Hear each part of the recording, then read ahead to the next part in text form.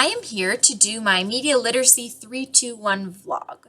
And after I read the article on media literacy, three things kind of popped up in my mind the most. And the first of these is this quote here. It says, "Children, youth, and adults too need the ability to critically interpret the powerful images of a multimedia culture." If we can't understand multimedia platforms, how can we understand our world? Our world today revolves around multimedia. And if we learn from a young age how to analyze our media sources, we will become critically thinking individuals. And that's what we need to be successful in the job market now.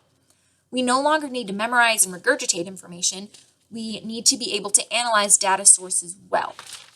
The second quote that caught my eye was this one. "Media no longer shape our culture. They are our culture."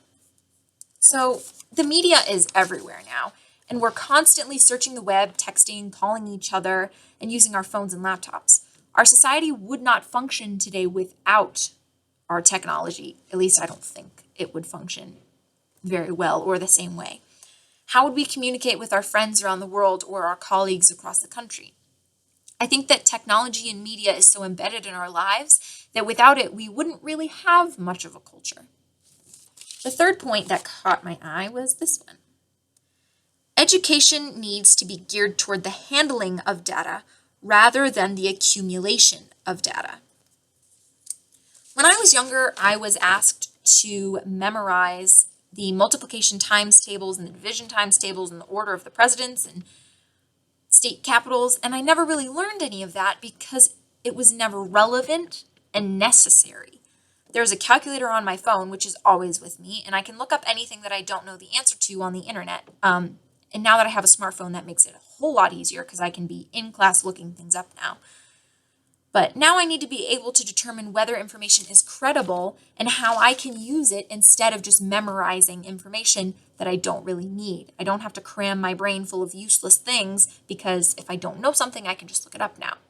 And I think that that's more competitive in the job market now than knowing the order of the past presidents or the multiplication tables. So after reading the article, I thought of some questions that related to my life and things that I was curious about. My first question is, should we be teaching people how to multitask efficiently? Is that even possible? And if so, what are the benefits of multitasking and what are the downsides of multitasking?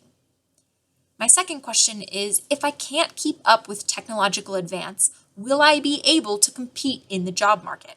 How will this affect my generation and those other than me? And the people that are older than me too, they're having to keep up with all these technological advances too. This all relates to my life because I've never really been a tech-savvy individual. I don't like technology. I don't think that I'm good at it, and I find it really difficult to figure out most of the time. I don't like sitting in front of my phone or my computer, but in this world it's necessary. All of my communication with my professors and my colleagues are online.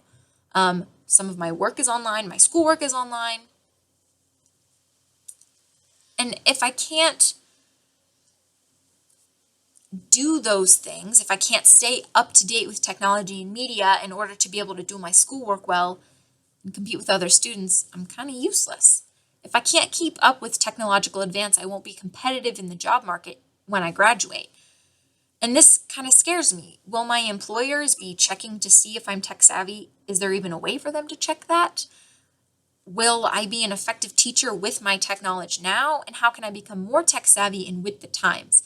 My main goal is to be an effective and a good teacher. And I feel like in order for me to do that, I have to be tech savvy.